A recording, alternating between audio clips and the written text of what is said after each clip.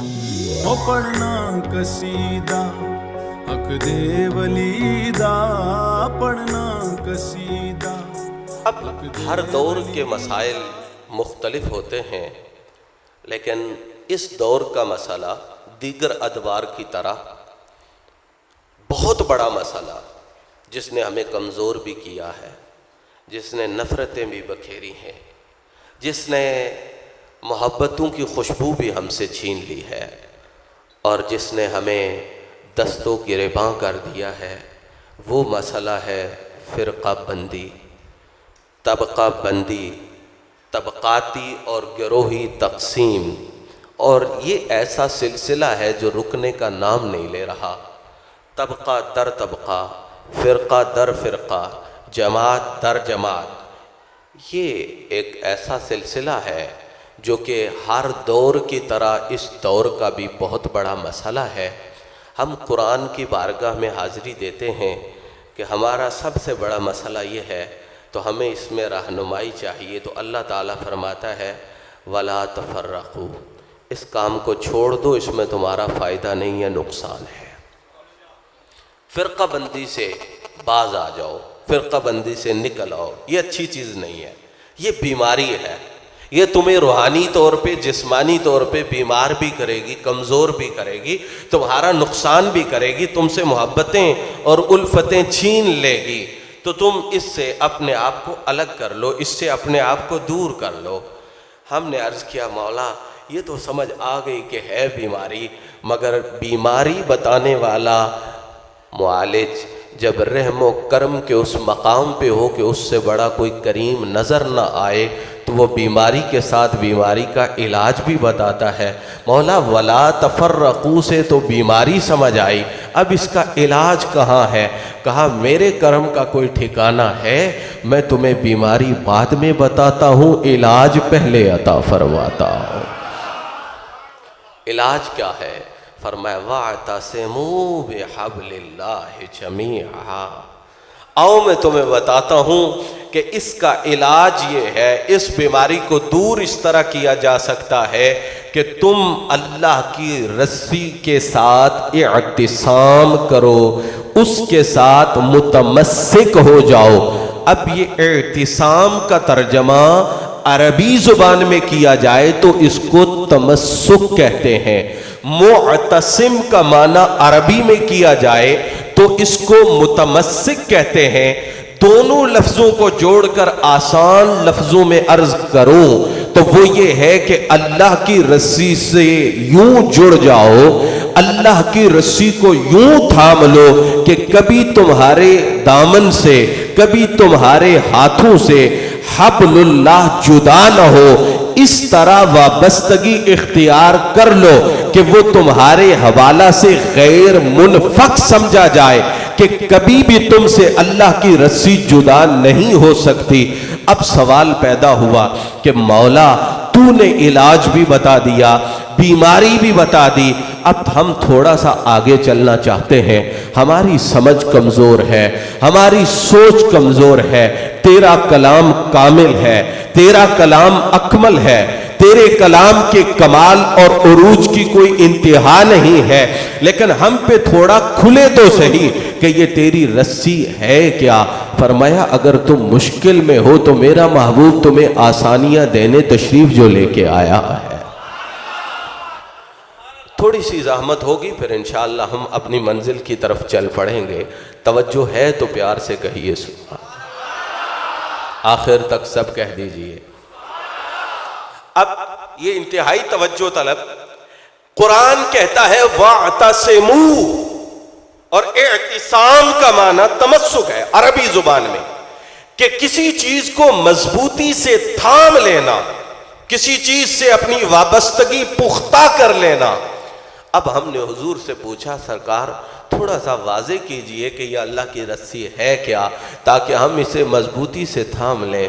تو میرے محبوب نے اپنی مبارک زبان سے یوں موتی بکھیرے، فرمایا لوگو سنو، انی تارکن، انی تارکن، انی تارکن، توجہ چاہوں گا، انی تارکن، میری 10 روپے کی چیز ہے، 20 روپے کی، 50 کی، آپ کی موٹر سائیکل ہے، گاڑی ہے، کار ہے، آپ اسے کھڑا کرتے ہیں، 10 منٹ کے لیے جاتے ہیں اور کہتے ہیں بھائی یہ میں چھوڑ کے جا رہا ہوں، تھوڑا سا دھیان رکھنا۔ حضور فرماتے ہیں انی تارکن، یہ 10 منٹ کی بات نہیں ہے، یہ قیامت تک کی بات بھی نہیں ہے، بلکہ حوض کوثر تک کی بات بھی نہیں ہے، جنت تک پہنچنے تک میں تمہیں بتا رہا ہوں، کچھ چھوڑ کے جا رہا ہوں، دھیان رکھنا۔ باریکی سے اس جملے کو سمجھیے، لوگوں نے حضور کے چھوڑے ہوئے مال پر تو بہت ساری لڑائیاں کروائیں، حضور کچھ اور بھی چھوڑ کے گئے تھے۔ جو حضور وراثت کی شکل میں ترکہ چھوڑ کے گئے تھے، اس پر تو لوگوں کو دستوں گریباں کر دیا، اس پر تو تم نے معزز اور مکرم ہستیوں کے درمیان نفرت کی فضا پھیلانے کی کوشش کی، شکوک و شبہات پیدا کرنے کی کوشش کی، لیکن ذرا یہ بھی سوچا ہوتا کہ سرکار صرف یہ نہیں چھوڑ کے گئے، سرکار کچھ اور بھی چھوڑ کے گئے۔ یہ تو تمہیں پتا ہے کہ جو مال کی صورت میں چھوڑا ہے وہ کس کا حق ہے اور کس کا حق نہیں ہے، کبھی یہ بھی سوچا ہوتا جس کو تارکن کہہ کے چھوڑ کے جا رہے ہیں، بھلا اس کا بھی ہمارے اوپر کوئی حق ہے؟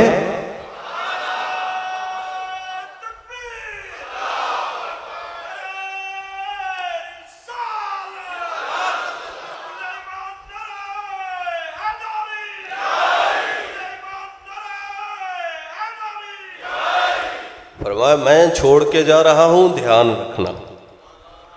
توجہ ہے، میں چھوڑ کے جا رہا ہوں، میں چھوڑ کے جا رہا ہوں، دھیان رکھنا۔ یہ نہیں کہ میرے وصال کو ابھی 50 سال گزرے اور تمہارا دھیان ہٹ جائے اور تم کربلا میں پوچھو کہ حسین تیرا رشتہ کیا ہے محمد کے ساتھ، نا، اتنی جلدی بھول جاؤ گے تو پھر منزل تم سے دور ہو جائے گی۔ دھیان رکھنا، میں چھوڑ کے جا رہا ہوں۔ حضور کیا بڑی توجہ، قرآن نے کہا وَاعْتَصِمُوا، حضور فرما رہے مَا إِن تَمَسَّكْتُمْ بِهِ، یہ قرآن کے لفظوں کی وہ تشریح ہے جو میرے حضور کی زبان سے ہو رہی ہے، اور آپ جانتے ہیں کہ قرآن کی تفسیر سب سے اعلیٰ وہ ہے کہ جو قرآن خود کرے، اور اس کے بعد قرآن کی سب سے اعلیٰ تفسیر وہ ہے جو زبان مصطفیٰ سے ہو۔ کیوں؟ زبان مصطفیٰ وہ زبان ہے سرکار دا او ہک بوہا، پنجابی بھی سمجھتے ہوں گے آپ یقیناً، ہے سرکار دا او ہک بوہا، ہے سرکار دا او ہک بوہا، جتھے رہندی ہر ویلے حق دی ہوہا، ہے سرکار دا او ہک بوہا، جتھے رہندی ہر ویلے حق دی ہوہا، آپ دا ہر ایک لفظ زبانو ان ہوا الا وحی یوہا۔ کہا قرآن کی وہ تفسیر جو قرآن خود کرے وہ سب سے اعلیٰ درجے کی ہے، اس کے بعد قرآن کی سب سے اعلیٰ تفسیر وہ ہے جو زبان مصطفیٰ سے ہو۔ قرآن کہتا ہے وَاعْتَصِمُوا، میرے حضور کہتے ہیں مَا إِن تَمَسَّكْتُمْ بِهِ، لفظ مختلف ہیں لیکن بات جو قرآن نے کی ہے میرے حضور نے اپنی زبان سے اسے واضح فرمایا، اور میں سن لو، میں تمہیں کہتا ہوں وہ چیز دے کے جا رہا ہوں، ابھی بتایا نہیں ہے۔ جو سمجھدار بندہ ہے، جو سمجھدار مبلغ ہے، دھیان دینا، جو سمجھدار مبلغ ہے، جو متکلم بلیغ ہے، وہ جب کوئی بات کرتا ہے تو اس سے پہلے ذہن سازی کرتا ہے، اس سے پہلے لوگوں کو متوجہ کرتا ہے، اس سے پہلے لوگوں کی توجہ اپنی طرف مبذول کرواتا ہے۔ 1 منٹ میری یہ بات سننا، جو حضور کے سامنے بیٹھے ہیں ان کی توجہ تو کبھی ادھر ادھر ہوئی نہیں۔ ان صحابہ کی خوش اتوار نگاہوں کو سلام جن کا مسلک تھا طواف رخ زیبا کرنا، ان کی توجہ تو کبھی ادھر ادھر ہوئی ہی نہیں ہے، تو پھر حضور بتانے سے پہلے توجہ کیوں دلا رہے ہیں، بتانے سے پہلے اہمیت کیوں بتا رہے ہیں؟ کہا میری نظر صرف ان پہ نہیں ہے، میں صبح قیامت تک آنے والے غلاموں کو بتا رہا ہوں، ما ان تمسک تم، کسی کی باتوں میں نہ آنا، کسی کے دھوکہ دہی کے چکر میں مبتلا نہ ہونا، سن لو وہ چھوڑ کے جا رہا ہو، اگر اس سے تعلق پختہ رہا لن تضلوا۔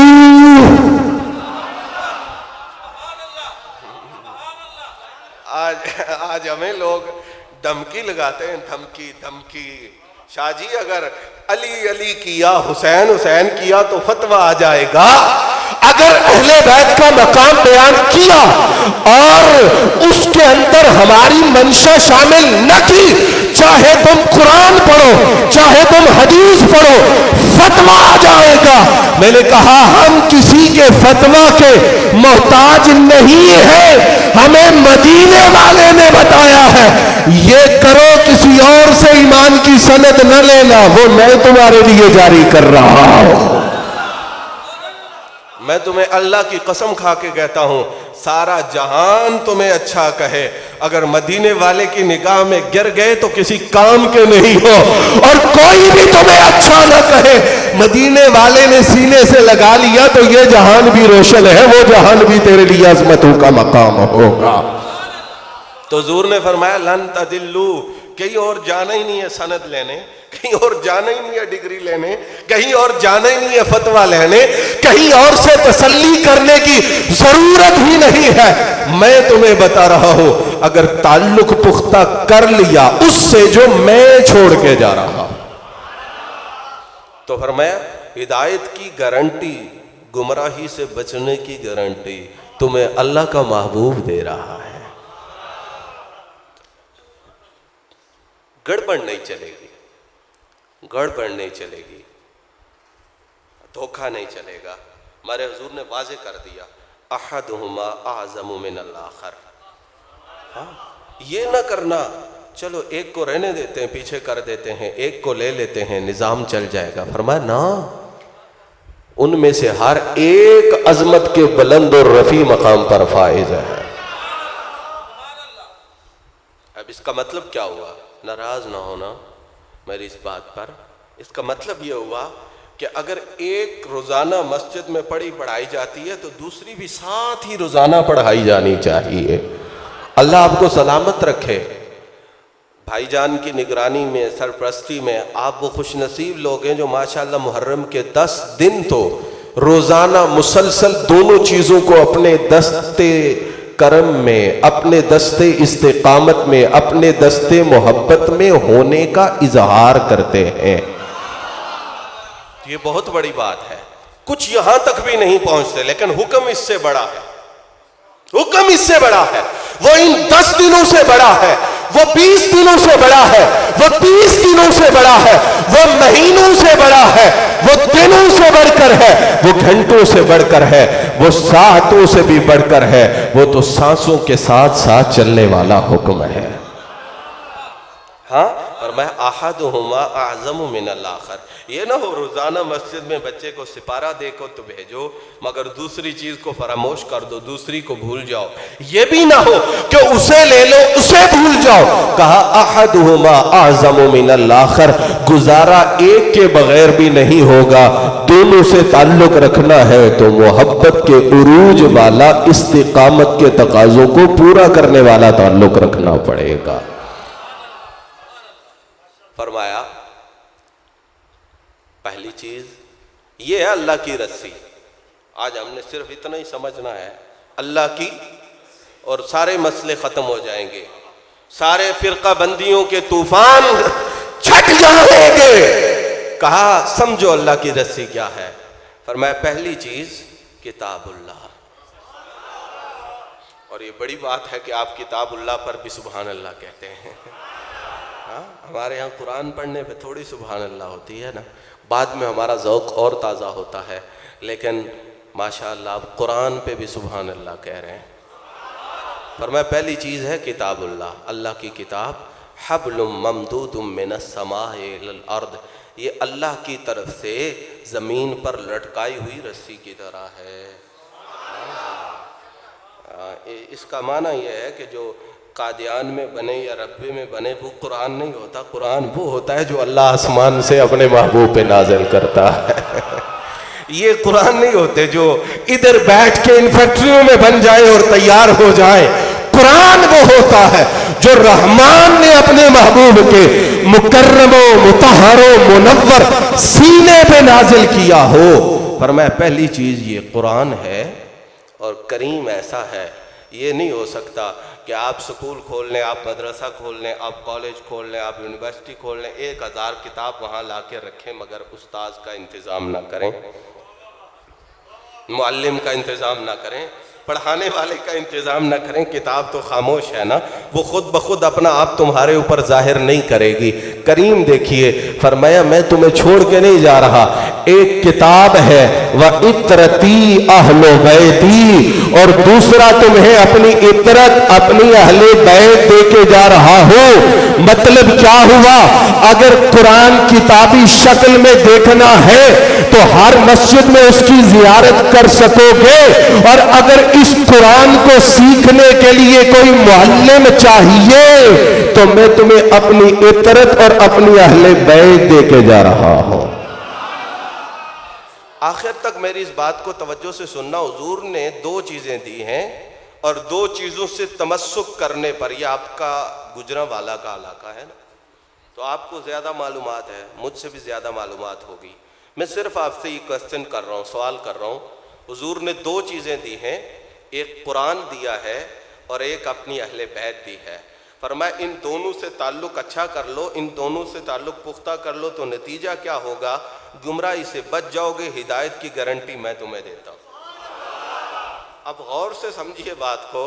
جب ہم قرآن شروع کرتے ہیں تو پہلے ہی سپارے میں دوسری سورت میں آ جاتا ہے لا ریب فی، لا ریب فی.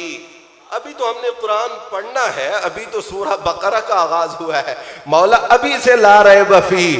توجہ چاہوں گا، کہا اگر قرآن سے ہدایت لینی ہے تو پہلے سینہ صاف کر کے آ. نہ تجھے شک ہو، نہ تجھے ریب ہو، نہ تیرے ذہن میں قرآن کے متعلق یہ تصور آئے کہ اس میں کوئی غلطی ہوگی، اس میں کوئی کمزوری ہوگی، اس میں کوئی خطا ہوگی، اس میں کوئی نقص ہوگا.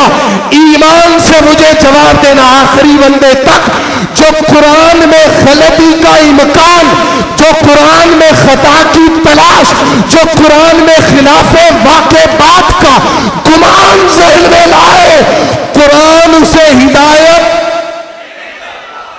کچھ پہنچے ہوں گے، شاید کچھ نہیں پہنچے ہیں.